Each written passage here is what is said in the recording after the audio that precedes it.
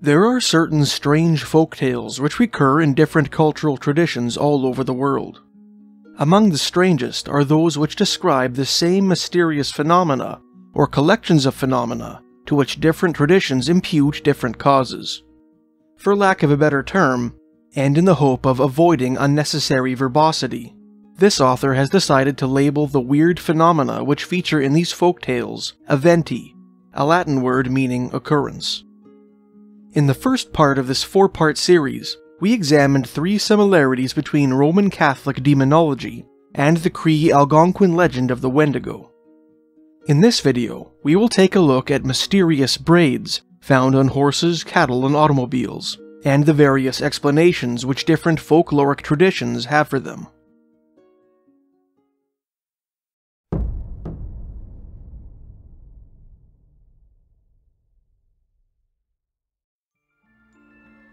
There is perhaps no variety of folklore on Earth which purports to explain more mysterious eventi attending other folkloric traditions than the various myths and legends regarding the Little People.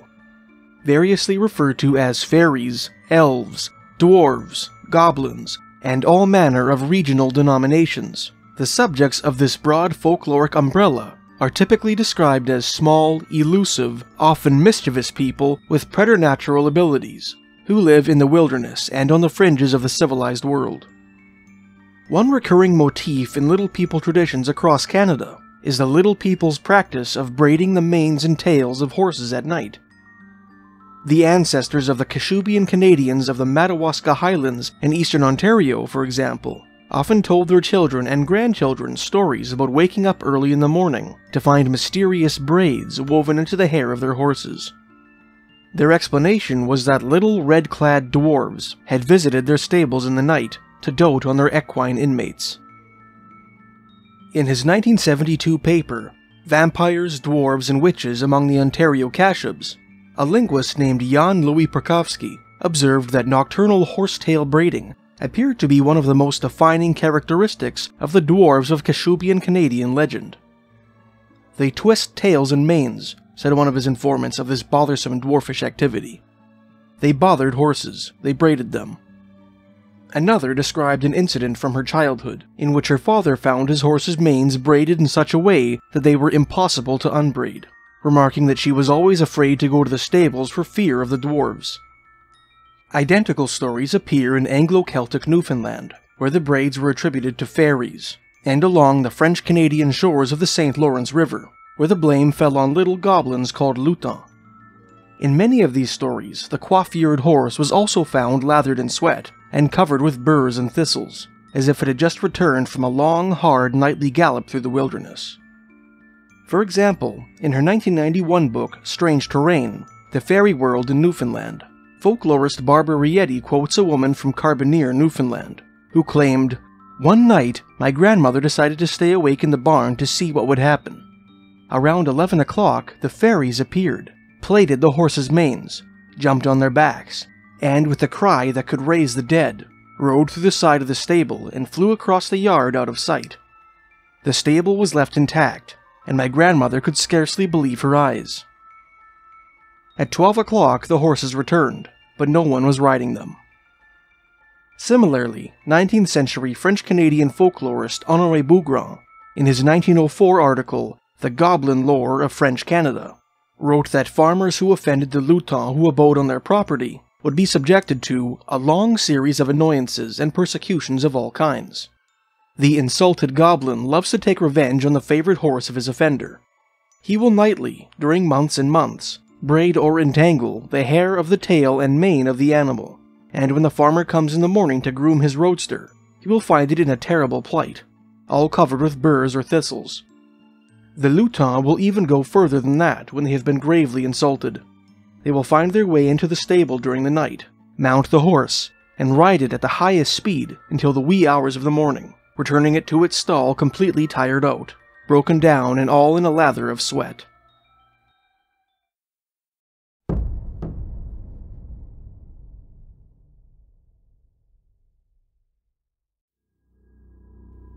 Interestingly, mysterious nocturnal animal braids also appear in a completely different type of folktale, that of the Poltergeist. The word poltergeist is a German compound word, meaning noisy ghost, a partly appropriate appellative, as poltergeist activity is characterized by loud knocking, the violent motion of inanimate objects, and other obnoxious antics performed, apparently, by some invisible prankster, bent on wreaking mischief. Despite what its German-sounding name seems to imply, however, poltergeist activity is not universally believed to be the manifestation of some impish ghost or spirit, and is, in fact, an intercultural eventum itself, as we will discover shortly. Many parapsychologists, as students of psychic phenomena are known, have observed that poltergeist activity tends to occur most frequently on rural properties, and in households containing one or more teenagers. Poltergeists seem to be especially attracted to homes in which the teenagers are female, and tend to be uncommonly drawn to orphans. A remote farmhouse occupied by an elderly couple and their adopted teenage daughter would appear to be the perfect condition for a poltergeist to manifest, and that's the precise setting in which one of Canada's most famous poltergeist cases took place. Back in 1922, an elderly Nova Scotian farmer named Alexander MacDonald, his wife Janet, and their adopted 15-year-old daughter, Mary Ellen, were tormented by a malicious invisible entity, which has been dubbed the Fire Spook of Caledonia Mills. Readers may recall this story from my book, Mysteries of Canada Volume 1. The trouble started in the stables. One cold morning in December 1922, old Alex MacDonald discovered that someone had loosed his horses from their stalls sometime in the night. On another morning shortly thereafter, he discovered that some nocturnal prankster had tethered some of his animals in a different manner from that in which he had left them. Soon, the same mysterious agent began braiding the tails of his cattle in the night.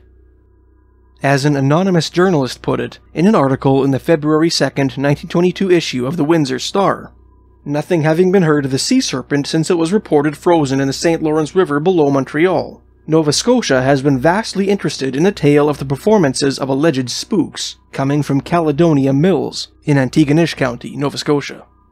There, in a little isolated valley, lived a farmer named Alexander MacDonald and his family. But recently, according to stories he has told his neighbors, Robin Goodfellow, or some other spirits, Robin Goodfellow being the name of a domestic sprite or fairy in English folklore, developed a habit of riding his horses by night, returning them to the stable before dawn in a lather, while other spooks turned his cattle out of the barns and drove them over the landscape, and occasionally braided the tails of his heifers. Before long, mysterious fires began to spontaneously break out on the MacDonald property. The pernicious activity of the elusive arsonist increased in frequency and intensity, until the couple and their adopted daughter, out of fear for their own safety, abandoned their family home. Although various newspaper articles which covered the incident blamed the mysterious occurrences on all manner of stimuli, from ghosts to curses to electromagnetic waves, most parapsychologists who studied the case agreed that the fire spook of Caledonia Mills bore all the hallmarks of poltergeist activity. Renowned American parapsychologist Dr. Walter Prince, for example, who traveled to the MacDonald farm to conduct his own investigation of the case, classified the Caledonia Mills phenomena as such in a report which appeared in the 1922 issue of the Journal of the American Society for Psychical Research. In that article, Prince specifically mentioned the mysterious animal braids as being among the common elements of classic poltergeist activity, writing, "The term poltergeist is applied to cases in which there is an outbreak of such occurrences as stones and other objects flying into windows or about a room, objects descending out of the atmosphere, furniture hopping and tumbling, dishes being broken, horses' tails becoming mysteriously braided or cut, fires starting without visible cause, and the like." Although most students of the subject tend to agree on the external qualities of poltergeist activity, there is no universal consensus in the parapsychological world as to the essential nature of the poltergeist, and therefore no general consensus as to what caused the odd happenings on the MacDonald farm, bovine braiding included. Some contend that poltergeist activity constitutes acts of telekinesis, unconsciously perpetrated by the teenage girls around whom it seems to revolve. Some of those who subscribe to this theory believe that the teenagers unwittingly project psychokinetic rods, which cause the manifestations. Others propose that such activity is the work of restless or malicious spirits, which derive the energy they need to perpetrate their pranks from the hormonally driven emotions of the teenagers whose homes they haunt. Prince himself suspected that the acts of mischief in the Caledonia Mills case, at least, were performed by the hands of Mary Ellen, whom he believed carried out the arson attacks and tampered with her father's animals in a dissociated state, and was therefore not morally culpable for her actions.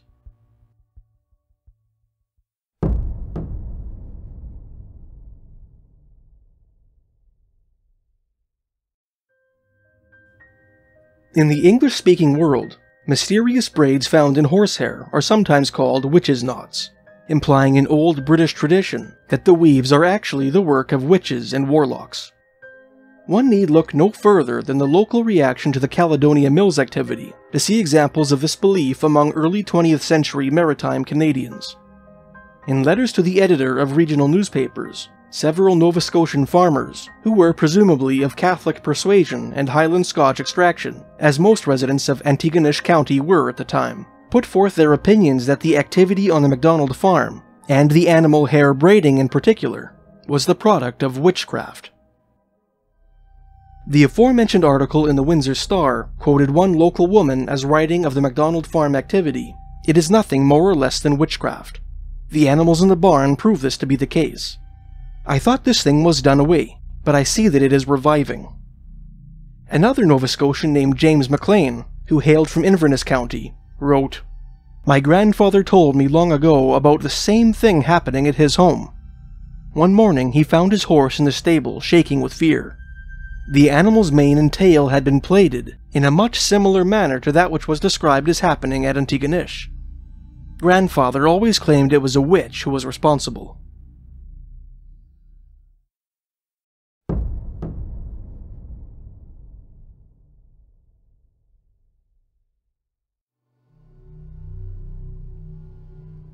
This author asserted earlier in this piece that poltergeist activity constitutes an intercultural eventum in and of itself.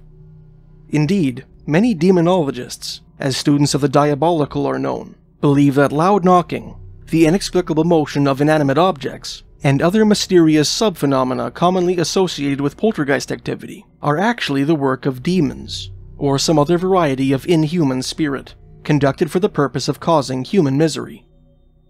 Among the most vocal demonologists to hold this opinion are the late Ed and Lorraine Warren, a husband and wife couple from Monroe, Connecticut, who investigated preternatural activity from the 1950s to the 1990s. Ed Warren was an amateur artist and World War II U.S. Navy veteran who claimed to have grown up in a haunted house in Bridgeport, Connecticut. Lorraine, on the other hand, who was also a native of Bridgeport, professed to be blessed with the gift of extrasensory perception, which she described as a sensitivity to psychic energy, and an ability to perceive human auras. Following the end of the Second World War, and Ed's return from the Pacific Front, the Warrens made their living selling Ed's paintings. Having developed a fascination with the paranormal as a result of his childhood experiences, Ed would often drive to alleged haunted houses in New England and sketch the properties, whereupon he would present the residents with his artwork in the hope that they might invite him inside. Thus began his and Lorraine's lifelong career of investigating paranormal activity. Over the following 4 decades, the Warrens visited hundreds of haunted sites, at which they claimed to have witnessed all manner of preternatural manifestations. Their first-hand experiences, compiled within the framework of their Roman Catholic faith, led them to develop a well-defined philosophy regarding the nature of paranormal activity, which allowed them to bring succor to the residents of the homes they visited. Over the years, some of the cases on which they worked have been dramatized in world-famous books and films, such as the 1977 book The Amityville Horror and its movie adaptations, the film The Haunting in Connecticut, and the hugely successful Conjuring horror franchise.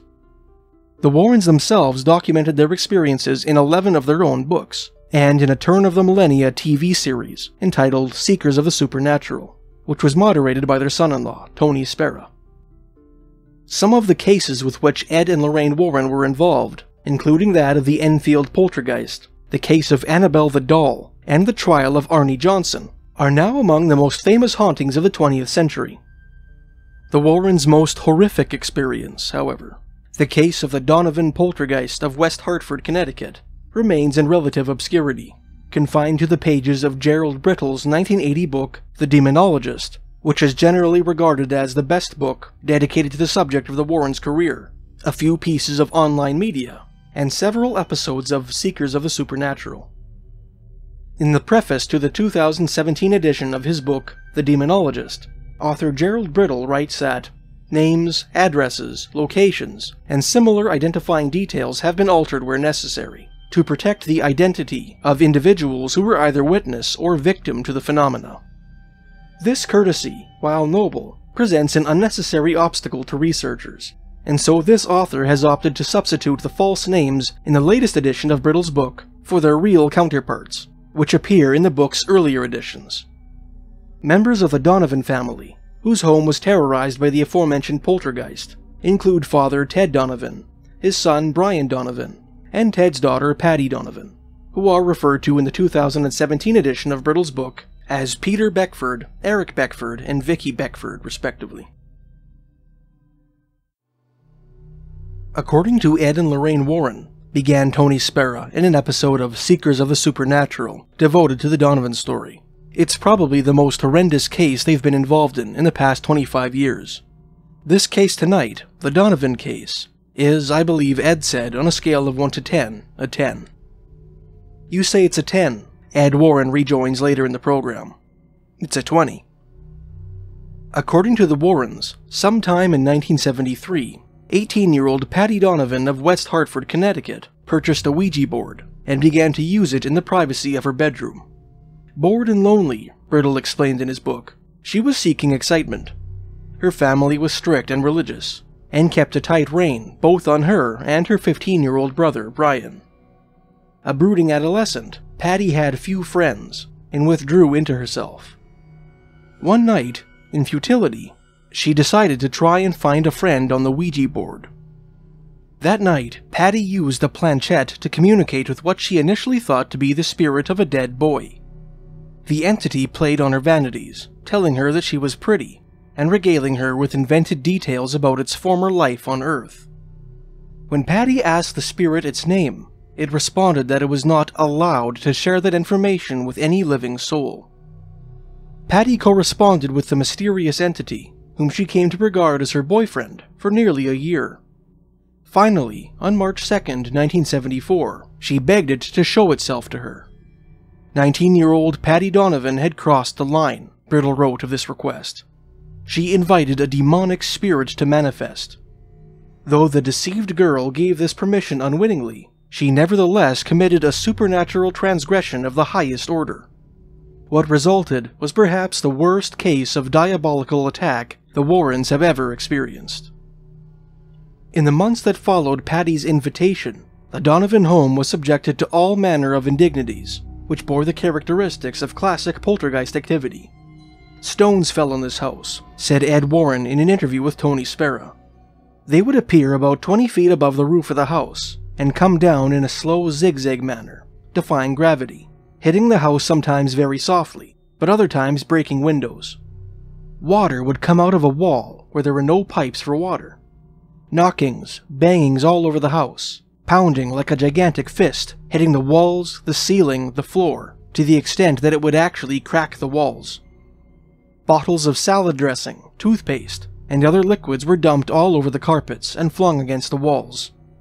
Cabinets filled with valuable china were smashed to pieces. Articles of furniture moved about the house as if of their own accord, and obscenities were written on the walls in red ink. It was classic poltergeist activity, performed with extraordinary intensity. On April 12, 1974, Patty's father, Ted, sought out the Warrens and begged them to help his family rid their home of their unwanted guest. Ed and Lorraine acquiesced and visited the home in the company of a young Catholic priest named Father William R. Charbonneau, incidentally the official chaplain of the future NHL hockey team, the Hartford Whalers, who would go on to become a military chaplain with the rank of Brigadier General in the Connecticut Air National Guard. Over the course of several months, Father Charbonneau and the Warrens were subjected to a variety of horrors in the Donovan home. Ed was violently slashed on the arm by invisible claws and pinned against a wall by a floating chair. Lorraine, on the other hand, watched an entire door dematerialize before her eyes, dissolving into nothingness in waves, an incident which she claimed was the most frightening thing she ever experienced. "Think of a person with absolutely no compassion," said Ed of the preternatural entities which had taken up residence in the Donovan home. "Those spirits in that house, which they call a poltergeist, is complete evil. They destroy anything, doesn't matter what it is. And the more you suffer, the better they like it." Despite Ed and Lorraine Warren's firm conviction that the entities in the Donovan house were demonic in nature, one of their experiences in West Hartford strongly evokes the braiding of vehicular animal fibers attributed, in other traditions, to little people, poltergeists, and witches. "Didn't something happen to your car there?" asked Tony Spera of this experience in an interview on November 7th, 2000. "Let me tell you," said Lorraine. "We had a brand new Chevette. Brand new. I don't think the car had 200 miles on it. Ed did not want to park it in their driveway, so he parked it on the street in front of their house, all locked up." Despite this precaution, Ed and Lorraine later returned to the street to find that their windshield wipers had somehow been torn off the front of their car and placed in the passenger seat. The turn signal lever was also broken off, even though the car remained locked. Left with no alternative, the Warrens called a tow truck and had their new vehicle brought back to the Chevrolet dealer for repairs. Later that day, the Warrens received a call from the mechanic assigned to their vehicle, who demanded to know whether they were playing a practical joke on him. "It was very embarrassing," Lorraine explained. "The wires underneath the hood of the car were all braided, like you'd braid hair. They were all braided together."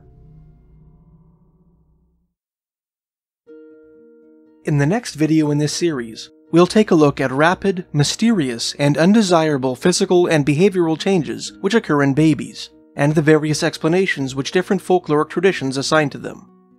I suspect that this platform will not take kindly to one of those explanations, and so to avoid algorithmic repercussions, I've decided to publish it on a different platform. You can find a link to part 3 in the description.